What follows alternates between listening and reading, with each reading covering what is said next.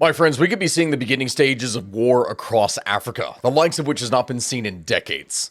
Yes, for those of you who have not seen, in early 2025, fighting between Congolese security forces and militant groups led by M23 would escalate rapidly, which would culminate in M23's capture of the city of Goma, which is the regional hub in the Eastern Democratic Republic of Congo, or DRC. This, my friends, was a rapid series of events, and it's critical to note specifically because this is just by the Rwandan border. Rwanda, a significantly smaller country, is the primary backer of the M23 armed group, something that it has publicly denied, but evidence really points to the contrary. I mean, seriously, guys, when I talk about this, there is a recent video of the president of Rwanda legitimately saying, "Does Rwanda currently have any troops at all in Eastern DRC? I don't know." Rwanda appears to have supported M23's offensive in eastern DRC with 3,000 to 4,000 ground troops. And as Goma fell, thousands of locals, many of whom were already internally displaced, would go in turn and flee the region. And this would not be the end. Further troop movements have since occurred, with rebels and militia groups making advances on almost all fronts. This is something that has not ended, and at this point in time that I'm making this video, does not appear to be anywhere close to ending. As the conflict only escalates, limited efforts have been made internationally to do pretty much anything about it, with only recently this past week Britain announcing that it was suspending some aid to Rwanda, as well as announcing sanctions. As it stands, since the conflict began, more than 7 million people have been internally displaced. A staggering 23 million Congolese people currently suffer from food insecurity, which makes the DRC one of the most food insecure countries in the entire world, alongside countries such as Yemen, Sudan, and more. From this, approximately 1.1 million Congolese nationals have fled the country and instead seek refuge in other places around the world. The entire thing is most certainly a giant mess, but the question, of course, as always here on the History of Everything is, how the heck did we end up here? What is going on now? And what is going to happen next?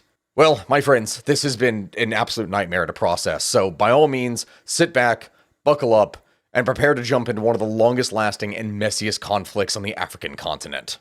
But hey, before it does go any further, you know how in places like this, you can't really access a lot of information because the government typically ends up blocking it from you? I bet a VPN would be pretty useful around that time. Well, luckily, in this case, I am being sponsored by Surfshark VPN, which has over 3,200 servers in 100 separate countries. Which is awesome, because, if I want to go to Netflix and, not have to just watch a bunch of stuff on murder, because I don't really feel like that, I can go over here and connect to something else, like Albania. Wait, does Netflix even exist in Albania? Oh my god, it literally does.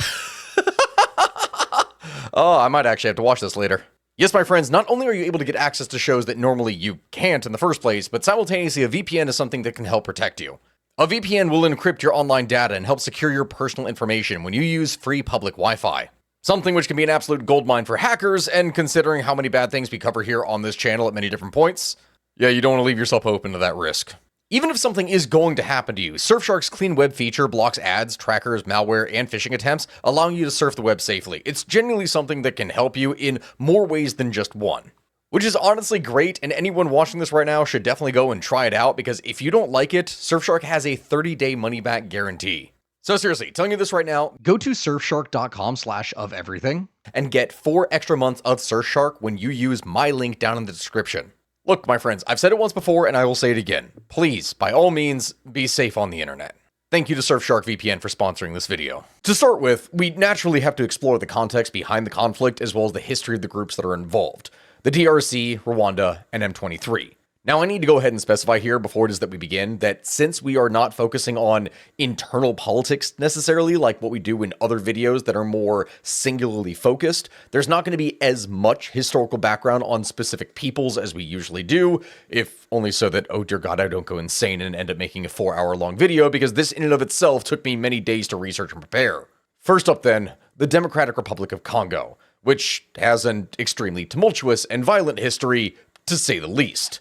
The region that is now the DRC was inhabited by varying different tribes and kingdoms, including the Kingdom of Congo, the Luba Kingdom, and the Lunda Empire, which, of course, I know that I just said that I wasn't going to be going extensively into the history of varying different peoples, but it's important that I stress this because these kingdoms were known for their rich cultural heritage, which includes art, music, and more, but also at the same time they were very famous for waging constant wars in the goal of obtaining slaves to sell either to other African states or, more importantly, to Europeans during the Atlantic slave trade.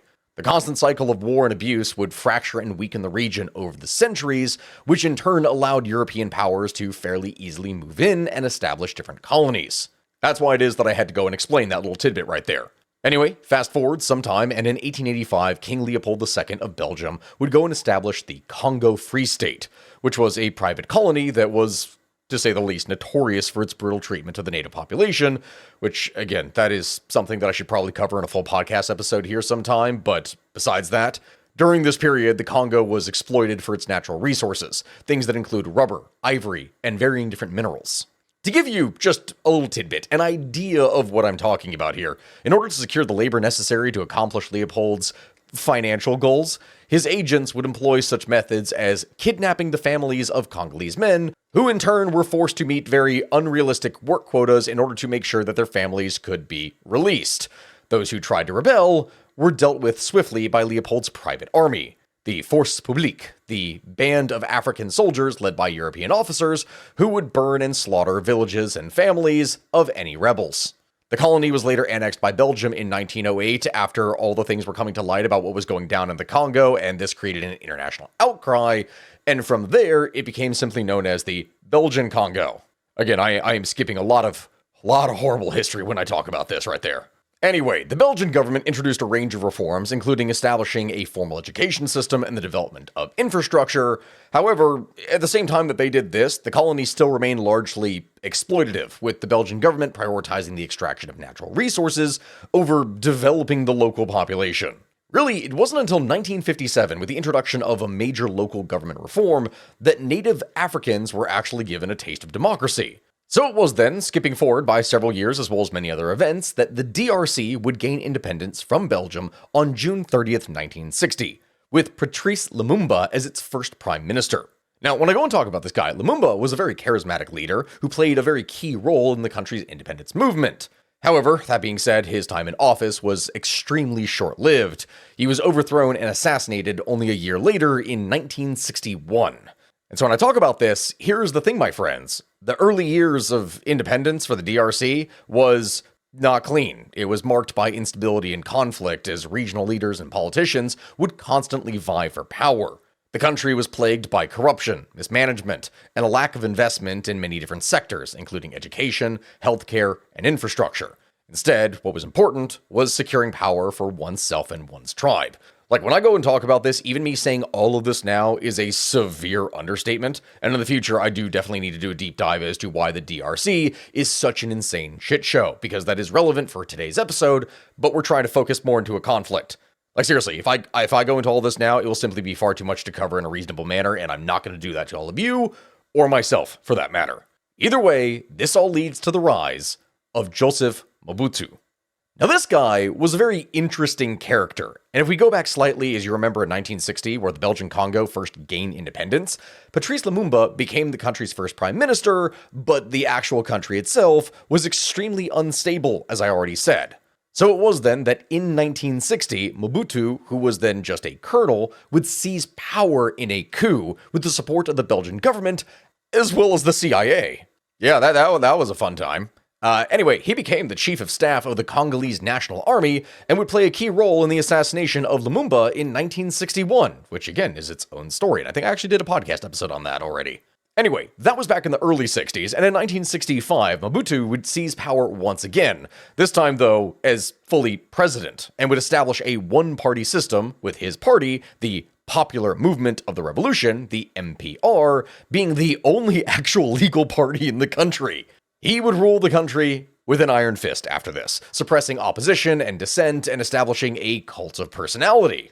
Like, if you go and look at the posters and the statues and all the other things that were being created by this guy, he was essentially the messiah of the DRC made manifest, or at least that was the image that he tried to present. To make this vision true, Mobutu's regime would be marked by a policy of Zairination, which sounds a little bit odd, but allow me to explain.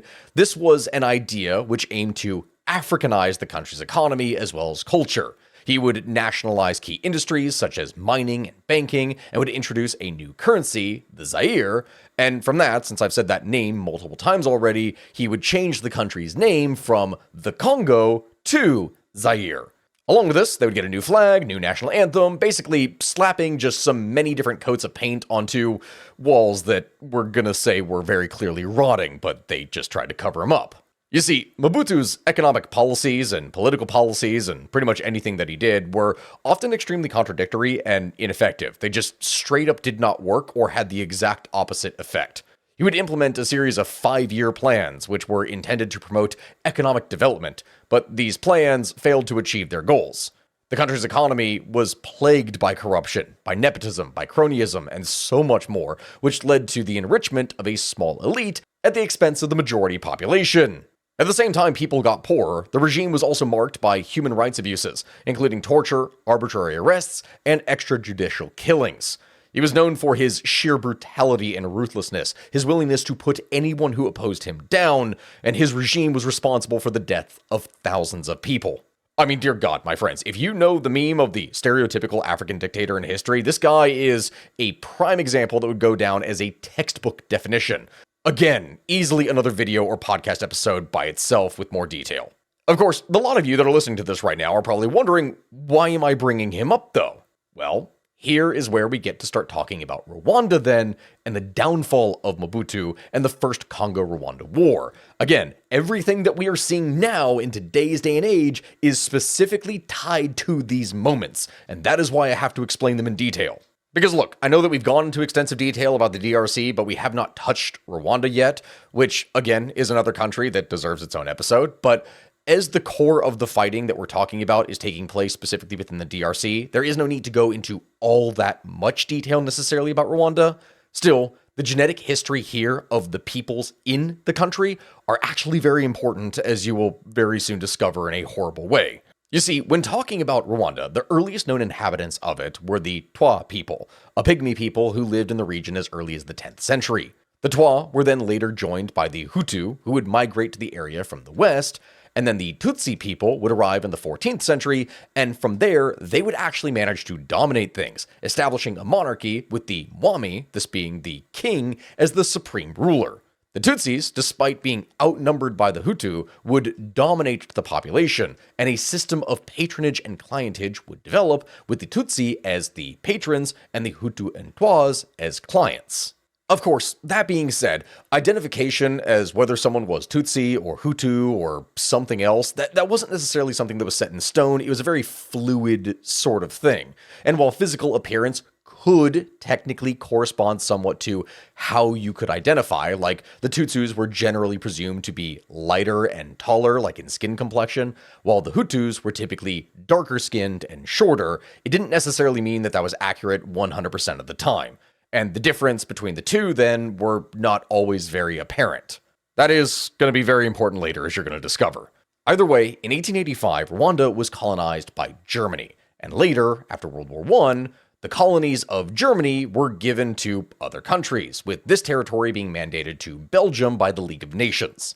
The Belgians would not get rid of the system that had been established in previous centuries, and instead would reinforce the Tutsi monarchy and use the existing system of patronage and clientage to administer the country itself. As was probably par for the course over the course of the 1800s and 1900s, the Belgians viewed the Tutsi as basically a superior race and would favor them in education, employment, and other areas.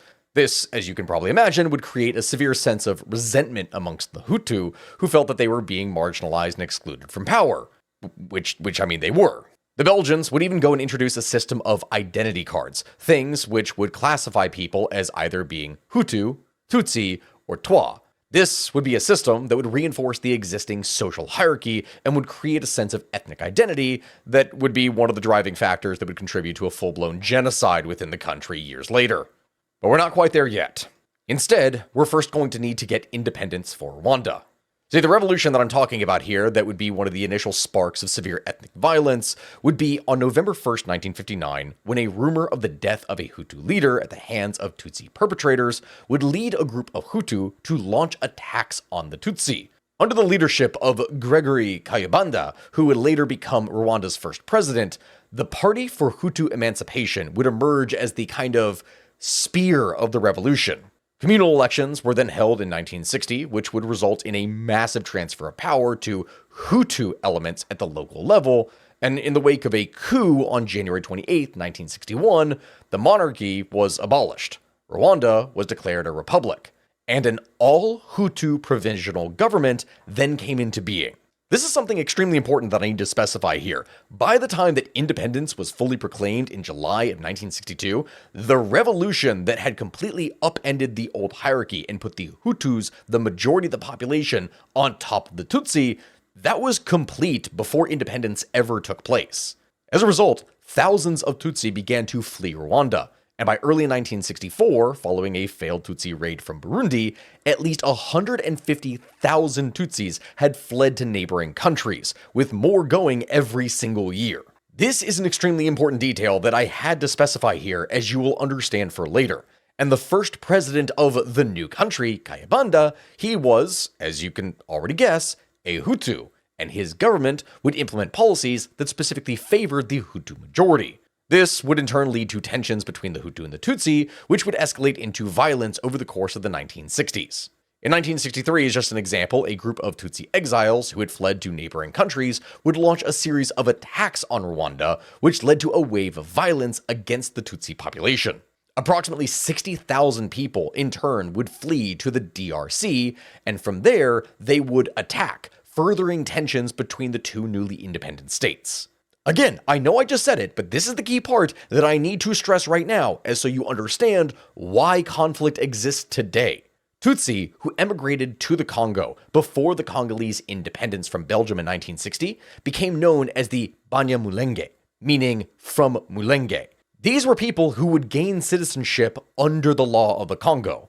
And anyone who emigrated afterwards, these very different Tutsi people, they would become known as Banyarwanda, though locals really don't distinguish between the two different groups. Instead, they would call them both Banyamulenge, and oftentimes consider them foreigners, even if they have been citizens for the last, 60 years or so.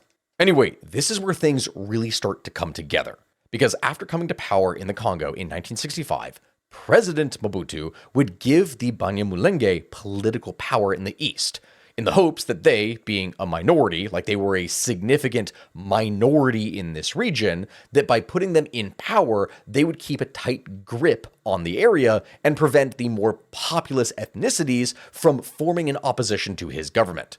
He empowered the minority in this sense to keep them divided and weak. In order to make this happen, he would use the law as a kind of hammer, with just one example of this being the Bakajika Law of 1966, which nationalized all land in the country, which meant that the government was able to redistribute it pretty much however it is that they wished. This resulted in the property in northern Kivu becoming concentrated in the hands of wealthy Tutsi people, which, as you can imagine, these moves aggravated existing ethnic tensions. And this was going to lead to conflict, as it strengthened the Tutsis' hold over important stretches of land in northern Kivu, and the indigenous people claimed this land as their own, leading to regional wars and massacres. Either way, though, back to Rwanda. In 1973, a military coup led by Juvenal Habyarimana, who is another Hutu, would go and overthrow Karibanda's government, and after this, establish his own. And in a case that at this point may sound like a broken record at this point, Habyarimana's regime was also something that was characterized by authoritarianism, corruption, and anti-Tutsi sentiment. The regime would go and implement policies that severely discriminated against the Tutsi minority, including restrictions on education, employment, and travel. It would also go and create a network of informants and spies who would report on any suspected Tutsi sympathizers and opposition activists. This, my friends, is an individual who would rule the country for the next 21 years, as ethnic tensions would boil under the surface, waiting for just one moment to explode. And that moment would come in 1994. You see, in April of 1994, the assassination of President Habyarimana would trigger a wave of violence against the Tutsi minority, something which would result in the genocide of over 800,000 people, mostly Tutsi and moderate Hutu. The genocide would be carried out by extremist Hutu groups, including the Interahamwe militia, and was fueled by hate propaganda as well as a desire to eliminate the Tutsi population. The genocide, as you can imagine, was characterized by extreme brutality, with victims being killed with machetes, clubs, and other crude weapons. Many victims were assaulted, tortured, and mutilated before being killed. The killings were also marked by a sense of organization and planning, with the perpetrators using lists of Tutsi names and addresses in order to be able to target their victims. Remember all those identity cards that we talked about here before? Yeah, that was going to come back to haunt them. For 100 days, the violence would continue, but eventually in July of 1994, the Rwandan Patriotic Front, the RPF, a Tutsi-led rebel group, would capture Kigali, the capital city, and from there would manage to end the genocide. The RPF's leader, Paul Kagame, would become the new president of Rwanda, and when I say that, he has actually remained in power ever since. Like the same guy that we're talking about who overthrew the government in 1994, he is still the person that in 2025 is in charge. As a result, this would cause around 1.5 million Hutu, including those who perpetrated the genocide, to flee out of the country to the renamed Zaire because they feared reprisals. Tensions at this point were only going to get worse, and war was right around the corner. You have to understand at this point of the video, when I am talking about this, my friends, that I have been going over extensive amounts of history, and it's not over. People may be wondering, well, okay, why am I not talking about just the events that are taking place right now in 2025? Why am I going back this far? Because every single thing that I have been talking about here is not only relevant, one can argue that it is just a continuation today of what was going on 50, 60 years ago. And here's what it is that I mean.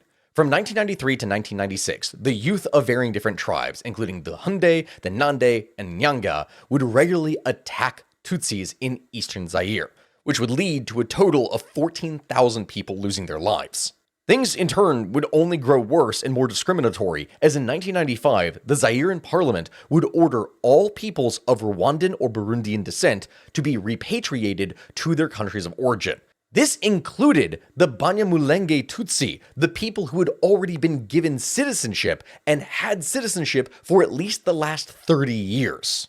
What is interesting to note, though, when I go and talk about this, is that Mobutu's government was pretty much incapable of dealing with the sheer number of rebel groups in the eastern part of the country, as decades of corruption from Mobutu had heavily weakened Zaire as a country and made him extremely unpopular personally, both at home and abroad.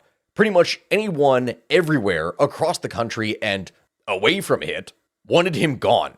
And so given the exacerbated ethnic tensions, the lack of government control in the past, and Mobutu's support for the Hutu rebels in the region that had actively participated in genocide, Rwanda would take action against the security threat posed by these varying different genocidal forces in eastern Zaire, forming Tutsi militias in order to operate beyond the country's borders. All that was needed at this point was just another spark for full-blown war to break out, and that is exactly what we got. In the year 1995, a group of Congolese rebels, led by Laurent Désiré Kabila, would begin to form an alliance to overthrow Mobutu's regime.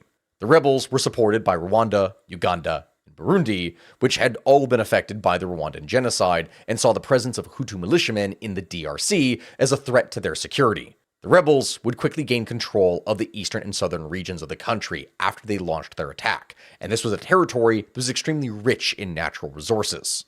Rapidly, it seems, the AFDL, supported by the Rwandan Patriotic Army, the RPA, and the Ugandan People's Defense Force, the UPDF, would go and defeat Mobutu's forces. Within a year, on May 17, 1997, the AFDL would enter the capital of Kinshasa, and President Mobutu would flee the country, thus losing power. Laurent Kabila was thus sworn in as the new president of the DRC, and at this point everything was fine and dandy, and there were no more issues. Everything was perfect, right?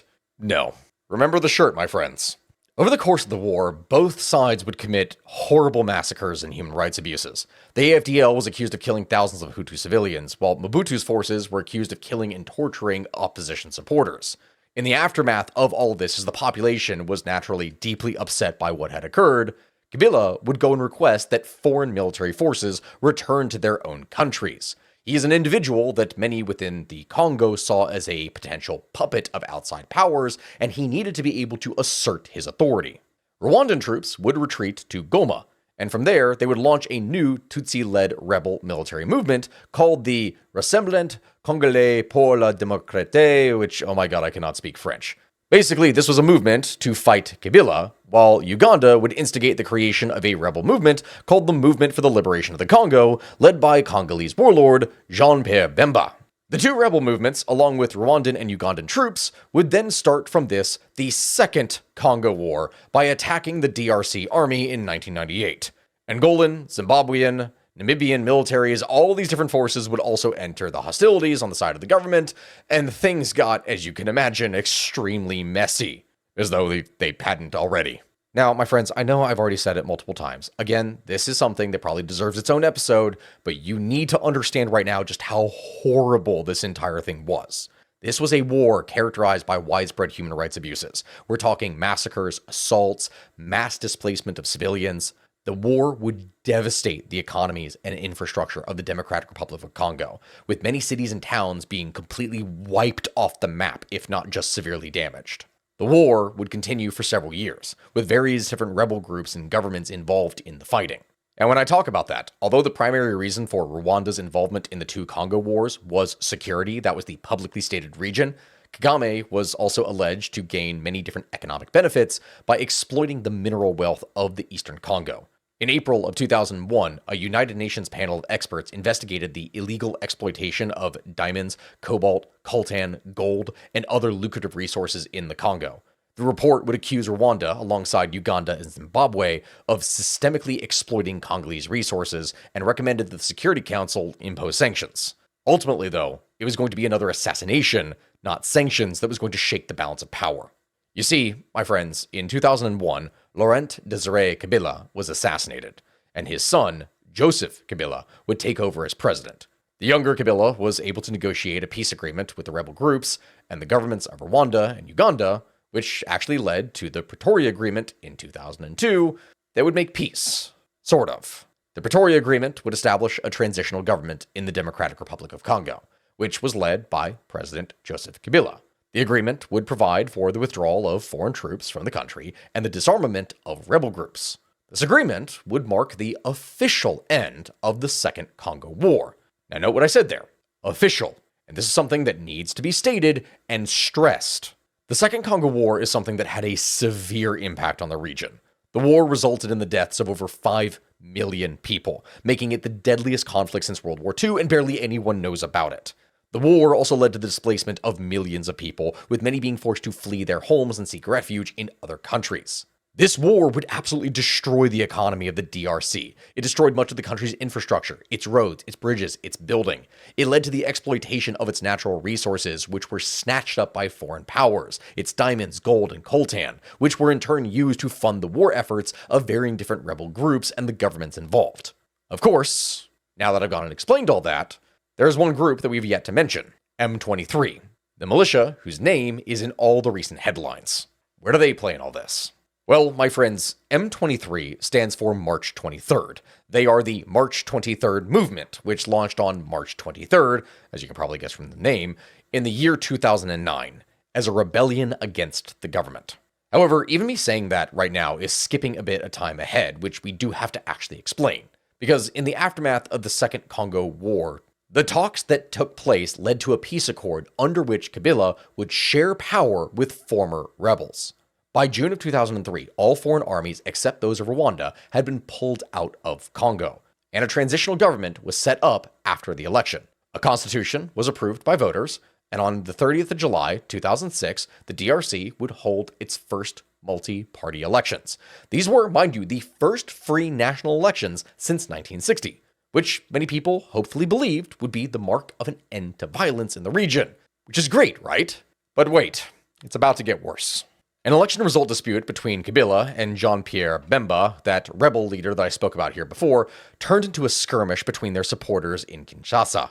Now, when I talk about this, it's not something that outright broke into a civil war, though, which is a good sign, and a new election would take place in October of 2006, which Kabila won, and in December of 2006, he was sworn in as president. This is going to be only one of many different political controversies that would take place, and that is why I'm going to need to do a whole separate episode analyzing why the DRC is just an absolute mess. Because when I talk about this, militarily and civilly, things were not getting better.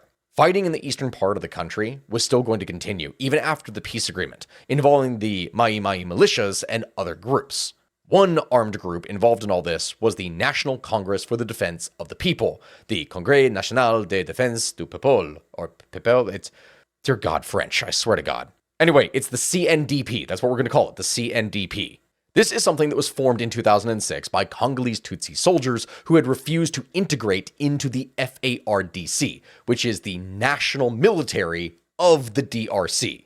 Led by General Laurent Nkunda, the CNDP rebels would claim that they had taken up arms in order to protect the minority groups in the area, primarily the Congolese Tutsi, from the Democratic Forces for the Liberation of Rwanda, the FDLR, a Hutu militia that included some key perpetrators of the Rwanda genocide back in '94. Fighting between the varying groups would go on for years, but in January of 2008, a peace agreement aimed at ending the fighting in the eastern part of the country was signed by the government and more than 20 different rebel groups, importantly, including the CNDP. So, okay, that's it, right? Like, that should be the end of it. It is over. No, it is not. I feel like a broken record when I say this.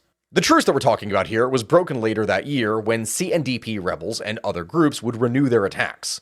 In response, in January of 2009, Congolese and Rwandan troops together would launch an offensive against rebel groups in the east. They forced Nkunda to flee across the border into Rwanda, where he was then arrested and indicted for war crimes by the Congolese government. The CNDP, now led by Bosco Ntanga, would reach a peace agreement with the Congolese government on March 23rd, and other groups would do the same. So, okay, right, here we are. Peace! Yes! Oh, wait, hold on. March 23rd, 2009. That date seems familiar. Oh, wait, no, there was going to be no peace. You see, the peace agreement stipulated that the CNDP soldiers would be integrated into the Congolese police and army, while the CNDP's political wing would become an official acknowledged party. However, just like what we discussed in the case of FARC in Colombia, there were elements of the CNDP that refused to take part and instead continued the fight after years of failed policy and poor implementation. This would become the M23 movement. In the year 2012, M23 would launch a rebellion against the Congolese government, accusing it of failing to implement the 2009 agreement. The group would quickly gain control of large parts of northern Kivu province, including the city of Goma, the capital of the province. By late 2013, however, the group had been halted, having been weakened by internal fighting, repeated military defeats from the combined forces of the FARDC and the UN, as well as the withdrawal under pressure of Rwandan support. They were pretty much on their own. And after being pushed back severely, in November, M23 would announce that it was going to end its insurgency. And by that year's end, it had signed an agreement with the Congolese government, ending the fighting. So okay, now it's over, right? No, it's not, or else I wouldn't have a video. M23 was going to lay dormant for almost a decade, until late 2021 when it ramped up attacks again. In March of 2022, violence would escalate with the shooting down of a UN helicopter, which would kill 6 UN troops. In addition to that, M23 would take control of vast parts of the Rutshuru territory. This was going to be huge, especially the raid as part of this operation against the Rumangabo military base in May of 2022, and the capture of the Bunagana border town in June of that year. When I talk about this, the former attack provided M23 with access to military-grade weapons that were stored at the base. The latter operation would increase their revenue because it allowed them to illegally tax border trade that went through their territory. In late November of 2022, M23 would also manage to capture varying different strategic locations of Kibumba and Buhumba in Rutshuru territory, which would allow them to cut off Route National 2, a major access road to Goma. As a result, people began to fear that they were going to be able to control supplies to Goma and that this was going to be a first step in their conquest of the city. That being said, things would progress rather slowly. Fighting would continue for several years and M23 would gradually expand their territory. This would all culminate into the events of early 2025. As I'm sure many people have already seen in the news, on the 21st of January 2025, it was reported that M23 forces would take Masisi, a key eastern trading town of Minova that put them within 25 miles of Goma, striking distance. Then, in only 6 days, early on the 27th of January, M23 would announce on X that they had captured Goma, though at that point, there were still reports of fighting throughout the city. Civilians would share videos showing M23 rebels patrolling Goma's major streets and even being welcomed and celebrated by the people there. Reports would emerge of heavy artillery shelling within the city center, and even a mass jailbreak would take place, with unverified footage showing thousands of prisoners running away. This prison, when I talk about this, is a messy thing. over 3,000 inmates were reportedly there, and the entire thing was torched. In fact, it was reported that when this whole thing took place, hundreds of female inmates were assaulted and burned alive during the mass jailbreak. Not from invading soldiers when I talk about this, mind you, no, but rather from male inmates who broke out of the prison as the guards fled the attack of M23, which then caused these inmates to be able to get in next door into the women's prison and begin assaulting people. I bring this up because it is only one example of the chaos and horrible things that would take place within this region. And more was yet to come. The group would take control of Bukavu, the capital of South Kivu, on the 16th of February 2025. This is something that we need to then provide a bit of an overview then. Following their taking of Goma, which had a population of 2 million people, and Bukavu, with its own population of 1.3 million people, M23 at this point was not done. They would press further south, capturing Kamanyola on their way to Ariva, with a population of 650,000. This was the third largest city in the Kivus. Another force that they would send would move north of Goma, towards Butembo, with its own population of 280,000.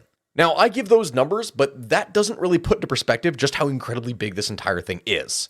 With M23 controlling the entirety of the 124,000 kilometer squares of the mineral-rich Kivus, that means that Rwanda, by proxy, would effectively control a territory nearly 5 times its own size with some of the most valuable minerals on Earth. Over the course of their history and expanding into the region, M23 would also expand their control of lucrative mining sites, including Rubaya, which is Congo's largest coltan producer. This is something that it seized back in May of 2024, and to put that into perspective, Rubaya produces 1,000 tons of coltan annually, which is half of the entire DRC's output. Other areas of M23 control are rich in cobalt and lithium, which are critical components for batteries and electric vehicles. At the same time, the region is also rich in gold, and that is something that reportedly is one of the key revenue sources for M23 that they've been able to exploit to gain more funds to continue fighting. In fact, one report from a UN investigation would find that M23 earns about $800,000 monthly from taxes that it imposes on miners and traders of coltan alone. That's not counting gold, that's not counting lithium, that's not counting anything, that is just coltan. And in an area where a dollar goes a long way, that is quite a bit. This is something that would help to explain as to how its military has managed to expand and last in recent years as long as it has. In seizing these lands filled with resources that are desired not just by the countries that they exist in, but specifically by the major superpowers around the world, EU, China, the United States, pretty much all powers that you can think of have some kind of stake in this. In fact, even as I say that, calls are growing for the European Union to suspend their Memorandum of Understanding, their MOU, that had been negotiated with Rwanda back in 2024 to, quote, boost the flow of critical raw materials for Europe's microchips and electric car batteries. This, of course, as you can imagine, was part of the big push that Europe has made in recent years to electrify their vehicles, and part of the MOU entails developing infrastructure in Rwanda for natural raw material extraction, as well as health and climate resilience. This is something that the EU committed $941 million to. Theoretically then, the more resources that Rwanda gains access to, the better that they will be. And every week, tons of raw resources flow from M23 controlled territory into Rwanda, thus further incentivizing them. The reality is, my friends, when talking about this, that the FARDC is not providing all that much resistance to M23 advances. Burundian forces, numbering around 10,000 in South Kivu, would reportedly withdraw after M23 rebels overran Kavumu Airport and the adjacent Air Force base on their way to Bukavu. Ugandan forces, meanwhile, would also enter the DRC and would seize Bunia with a population of 900,000 people and the capital of the Ituri province. When I talk about that, the aim of the Ugandan deployment is on the surface to counter the violent Islamist group, the Allied Democratic Forces, or ADF, which has been operating in that area for years and menacing both the people of the region, Uganda, as well as the DRC.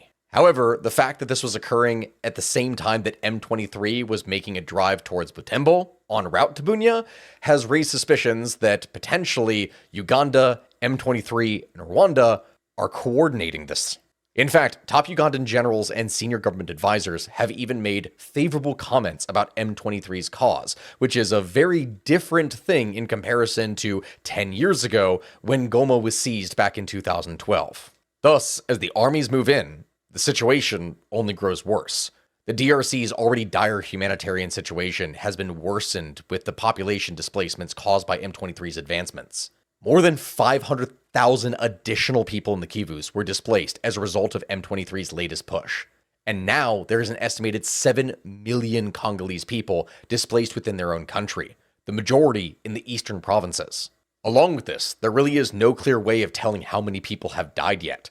The United Nations estimates that 3,000 people, mostly civilians, were killed during M23's attack on Goma, but significantly higher numbers are very possible. People just don't really have any real way to verify this.